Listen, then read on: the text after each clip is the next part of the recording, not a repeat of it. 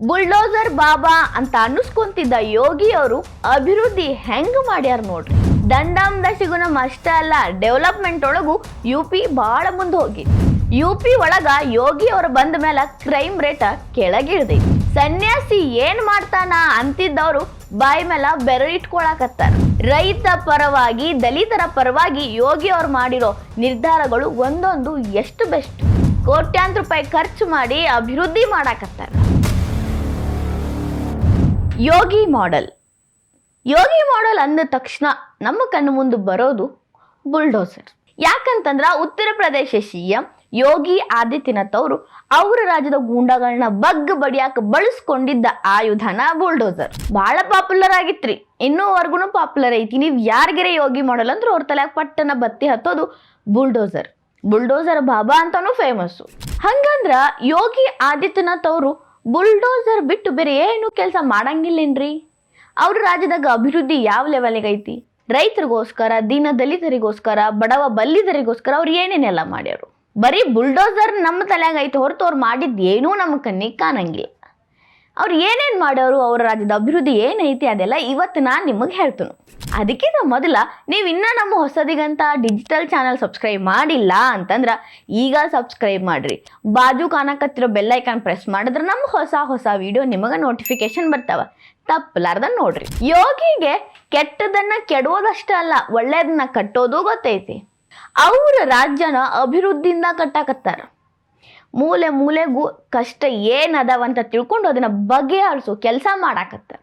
ಅದಕ್ಕೆ ಒಂದು ಲೇಟೆಸ್ಟ್ ಉದಾಹರಣೆ ಹೇಳ್ತೀನಿ ಕೇಳ್ರಿ.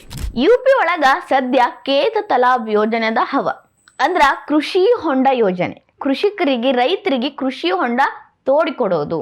ಬರಗಾಲ ಬಿದ್ದಿರೋ ಪ್ರದೇಶಗಳನ್ನ ಆರಿಸಿ ಲಿಸ್ಟ್ ಮಾಡಿ ಆಯಾ ಜಿಲ್ಲೆಗಳಿಗೆ ಹೋಗಿ, ಅದ್ರಾಗೂ ಮೇನ್ಲಿ ಅದರ ಉಪಯೋಗ ಯಾರಿಗೆ ಭಾಳ ಬೇಕಾಗೈತಿ ಅವ್ರಿಗೆ ಆ ರೀತಿ ಹೊಂಡಗಳನ್ನ ಮಾಡಿಕೊಡೋದು. ಇನ್ನು ನಮ್ಮ ಕರ್ನಾಟಕದಾಗೂ ಕೃಷಿ ಹೊಂಡ ಯೋಜನೆ ಐತಿ ಅಂತ್ರಿ, ಬಟ್ ಅದ್ರ ಬಗ್ಗೆ ನಾವು ಮಾತಾಡಕ್ ಹೋಗಂಗಿಲ್ಲ. 2017 ಉತ್ತರ ಪ್ರದೇಶದಾಗ ಈ ಒಂದು ಯೋಜನೆ ಜಾರಿ ಆಗ್ತೈತಿ. ಈ ಕೇತ್ ತಲಾಬ್ ಯೋಜನೆಗೆ ರಾಷ್ಟ್ರೀಯ ಕೃಷಿ ಯೋಜನೆನೂ 50% ಪಾರ್ಟ್ನರ್ ಐತಿ. ಅಂದ್ರೆ 50% ಉತ್ತರ ಪ್ರದೇಶ ಸರ್ಕಾರ ಹಾಕಿದ್ರೆ ಇನ್ನು 50% ಕೇಂದ್ರದಿಂದ ಬರ್ತೈತಿ. ಉತ್ತರ ಪ್ರದೇಶದಾಗ ಕೆಲವೊಂದು ಜಿಲ್ಲೆಗಳು ವರ್ಷದ 12 ತಿಂಗಳು ಬರಗಾಲ ಪರಿಸ್ಥಿತಿ ಒಳಗ ಇರ್ತಾವ. ಅಲ್ಲಿ ಮಳೆನೂ ಸ್ವಲ್ಪ ಕಡಿಮೆ ಆಯಾ ಜಿಲ್ಲೆಗಳೊಳಗ. ಅಂಥ ಜಿಲ್ಲೆಗಳೊಳಗ ಮಂದಿಗೆ ಮಳೆ ಇಲ್ದ ಕೆಲಸ ಇರಲಿಲ್ಲ. ಹಸಿವಿನಿಂದ ಮಂದಿ ಬಳಲಾಕತ್ತಿದ್ರು. ಕೃಷಿನೇ ನಂಬ್ಕೊಂಡು ಬದುಕ್ತಿದ್ದವ್ರಿಗೆ ಕೃಷಿ ಮಾಡಕ್ಕ ನೀರ ಇರಲಿಲ್ಲ. ಅದನ್ನೆಲ್ಲ ಗಮನಿಸಿ ಕೃಷಿ ಹೊಂಡ ಯೋಜನೆನ ಜಾರಿಗೆ ತಂದ್ರು. ಬುಂದೇಲ್ಖಂಡಿಂದ ಹಿಡಿದು ಅದ್ರ ಸುತ್ತಮುತ್ತ ಇರೋ ಜಿಲ್ಲೆಗಳೊಳಗ ಈ ಕೃಷಿ ಹೊಂಡ ಯೋಜನೆ ಮೊದಲಿಗೆ ಜಾರಿಗೆ ಬಂತು. ಇದರಿಂದ ರೈತರಿಗೆ ಎಷ್ಟು ಯೂಸ್ ಆಗೈತಿ ಅಂತಂದ್ರ, ಮೊದಲು ಅವ್ರಿಗೆ ಖುಷಿ ತಂದಿದ್ದ ಅವರ ಭೂಮಿ ಒಳಗ ಬೆಳೆ ಬೆಳೆದಿತ್ತು. ಆ ಕೃಷಿ ಹೊಂಡದ ನೀರು ಅವರ ಬಾಳಿಗೆ ಬೆಳಕಾಗಿತ್ತು.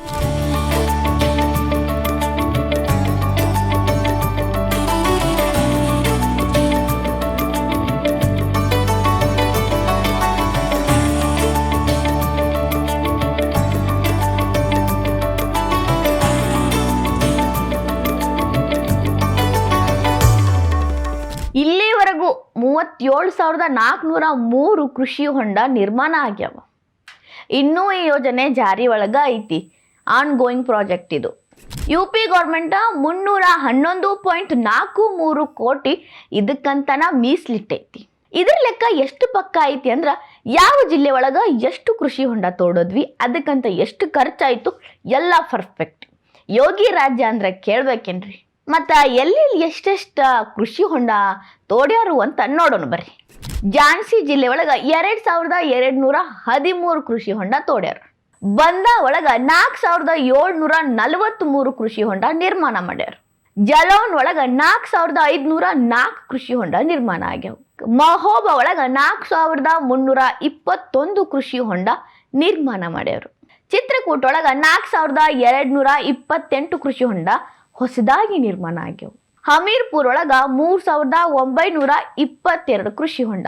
ಲಲಿತಪುರ್ ಒಳಗ 3,200 ಕೃಷಿ ಹೊಂಡಗಳನ್ನ ನಿರ್ಮಾಣ ಮಾಡಿ ಅಲ್ಲಿನ ಕೃಷಿಕರಿಗೆ ದಾರಿದೀಪ ಆಗ್ಯಾರ.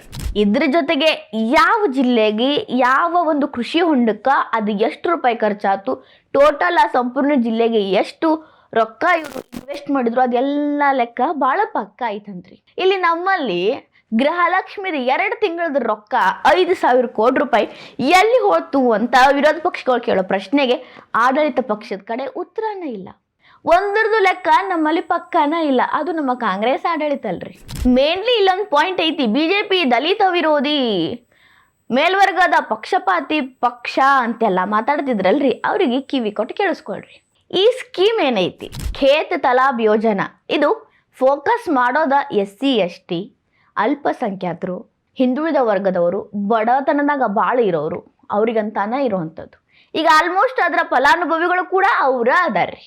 ಈಗ ನೀವ ಅಂದಾಜು ಮಾಡ್ಕೊರಿ, ಯೋಗಿ ಆದಿತ್ಯನಾಥ್ ಅವರು ದಲಿತ ವಿರೋಧಿನೋ, ಅಲ್ಪಸಂಖ್ಯಾತ ವಿರೋಧಿನೋ, ಅಥವಾ ಅವ್ರ ಪರವಾಗಿರೋವಂಥವ್ರು. ಇದಷ್ಟ ಅಲ್ರಿ, ಯೋಗಿ ಆದಿತ್ಯನಾಥ್ ಅವರು ಕೆಟ್ಟದ್ದನ್ನು ಕೆಡೋದ್ರಾಗೂ ಮುಂದದಾರಂತ. ಕ್ರೈಮ್ ರೇಟ್ ಹೇಳ್ತೀನಿ ಕೇಳ್ರಿ, ಯೋಗಿ ಆದಿತ್ಯನಾಥ್ ಅವರು ಬಂದಾಗಿನಿಂದ ಕ್ರೈಮ್ ರೇಟ್ ಎಷ್ಟು ಇಳಿದೈತಿ ಅಂತಂದ್ರೆ, ಹಿಂದಿನ ಸರ್ಕಾರ ಇದ್ದಾಗ 100% ಇದ್ರ ಯೋಗಿ ಆದಿತ್ಯನಾಥ್ ಅವರು ಬಂದ ಮೇಲೆ 50%ಗೆ ಇಳಿದೈತಿ. ಮಹಿಳೆಯರ ಮೇಲಿನ ದೌರ್ಜನ್ಯದಿಂದ ಹಿಡಿದು ಕೊಲೆ, ಸುಲಿಗೆ, ದರೋಡೆ, ಕಳ್ತನ, ಇನ್ನಿತರ ದೊಂಬಿಗಳು, ಪ್ರತಿಭಟನೆಗಳು ಎಲ್ಲ ಸೇರಿ 50% ಇಳಿದೈತಿ. ಇನ್ನೊಂದು 4-5 ವರ್ಷದಾಗ ಅದನ್ನೂ ಇಳಿಸ್ತಾರನ್ನೋ ಗ್ಯಾರಂಟಿ ಯೋಗಿ ಆದಿತ್ಯನಾಥ್ ಅವ್ರಿಗೂ ಐತಿ. ಇಷ್ಟೆಲ್ಲ ಯೋಗಿಯವ್ರು ಮಾಡಾಕತ್ತಾರ, ಅದಕ್ಕೆ ಕಣ್ಣಿ ಕಾಣಿಸ್ಲಾರ್ದ ಪ್ರಕಾಶ್ ರಾಜ್ ಅಂತ ಅರೇ ಬುದ್ಧಿಜೀವಿಗಳು ಸನ್ಯಾಸಿನ ಕರ್ಕೊಂಡು ಬಂದ CM ಮಾಡಿದ್ರ ಅವ್ರಿಗೆ ಏನು ಗೊತ್ತಾಕೈತಿ ಅಂತ ಬೊಂಬಡ ಬಜಾಯಿಸ್ತಾರ.